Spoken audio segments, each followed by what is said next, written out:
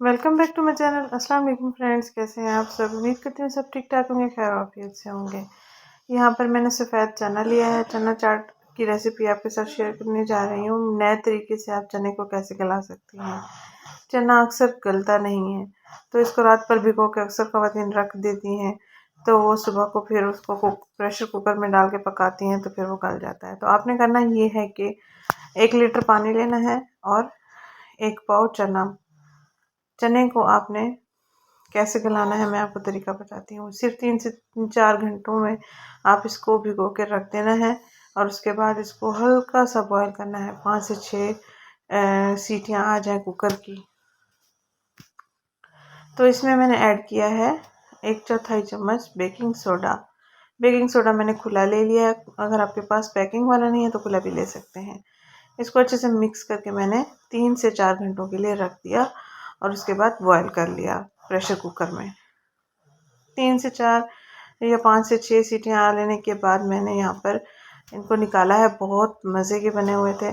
और यहाँ पर मैंने जो इंग्रेडिएंट्स इस्तेमाल किए हैं, कचूमर सलाद बनाया है। कचूमर सलाद में मैंने गोभी ऐड किया, गाजर ऐड किया, शिमला ऐड किया, खीरा ऐड किया, टमाटर, प्याज, सब्ज़ मिर्च, ये चीज़ें मैंने कचूमर सलाद के तौर पे बना दी हैं और आलू को बॉईल कर लिया है। और इसमें मैंने ऐड करना है इमली का पल्प, या आप खट्टी मीठी इमली की चटनी भी ऐड कर सकते हैं, केचप भी ऐड कर सकते हैं, काली मिर्च पाउडर भी ऐड कर सकते हैं, चाट मसाला भी ऐड कर सकते हैं, सिरका वगैरह चाहे भी, लेमन जूस चाहे भी ऐड कर सकते हैं। यहाँ पर मैंने कोई इतने मसाले ऐड नहीं किए हैं क्योंकि बच्चों ने भी खाना होता है ना, तो फिर मैंने इसको बहुत सिंपल रखा है। यहाँ पर काली मिर्च ऐड कर रही हूँ, खट्टी मीठी इमली की चटनी ऐड कर रही हूँ। हस्बे ज़रूरत आप चाहें तो इसमें नमक भी ऐड कर सकते हैं। यहाँ पर चनों और आलू को थोड़ा सा मुट्ठी की मदद से मसल लेना है ताकि इंग्रेडिएंट्स सारे एक दूसरे में यकजा हो जाए, अलग अलग कोई इंग्रेडिएंट नज़र ना आए।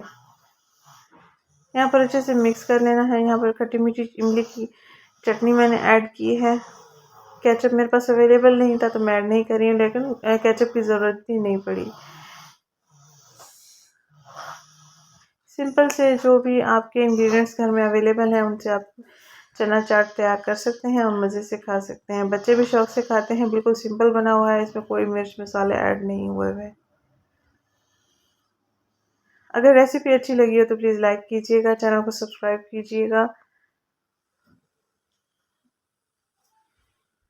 उम्मीद करती हूँ आपको ये कुकिंग व्लॉग्स, छोटी छोटी वीडियोज़ होती हैं, क्लिप्स होते हैं जो कि घर में इजीली इंग्रेडिएंट्स अवेलेबल होते हैं, आपको पसंद आती होंगी।